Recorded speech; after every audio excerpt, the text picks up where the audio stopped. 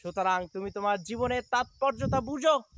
তুমি জানো তুমি কেন এই পৃথিবীতে এসেছো, তুমি কোন চিন্তাধারায় নিমজ্জিত হয়েছো, তুমি কাকে তোমার জীবনে আপন মনে করো।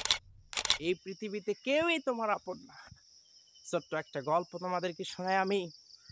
হাসান নামে একজন যুবক কঠোর পরিশ্রম করার পর একটা ভালো চাকরি পেয়েছে।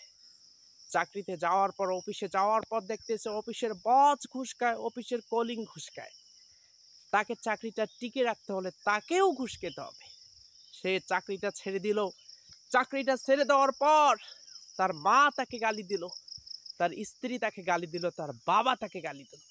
তুমি একালকায় নামাজ পড়ো, সমাজে আর নামাজি নাই, তারা নামাজ পড়ে না, তারা ঘুষ খায় না।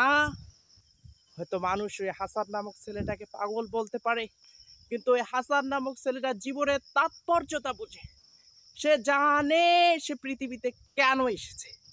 কারণ যখন when will be the day of resurrection, যখন কিয়ামত দিবস আসবে, যেই মা সন্তান কোথাও গেলে পথের দিকে তাকিয়ে থাকে, সন্তান কখন বাড়িতে ফিরবে, সন্তান বাড়িতে না ফেরা পর্যন্ত ঠিকমতো খায় না, ঠিকমতো ঘুমায় না।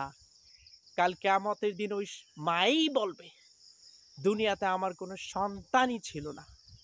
যেই বাবা সারাদিন মাঠে কাজ করে, মাথার ঘাম পায়ে ফেলে, নিজে ছিঁড়া পোশাক পরে, অথচ সন্তানকে সাহেবের মতো করে রাখে, কাল কিয়ামতের দিন ওই বাবাই বলবে, দুনিয়াতে আমার কোনো সন্তানই ছিল না।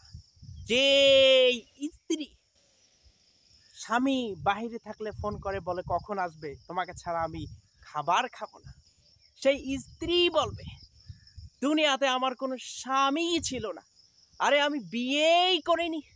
সুতরাং তুমি তোমার জীবনের তাৎপর্যতা বুঝো। তুমি জানো তুমি কেন এই পৃথিবীতে এসেছো, তুমি কোন চিন্তাধারায় নিমজ্জিত হয়েছো, তুমি কাকে তোমার জীবনে আপন মনে করো।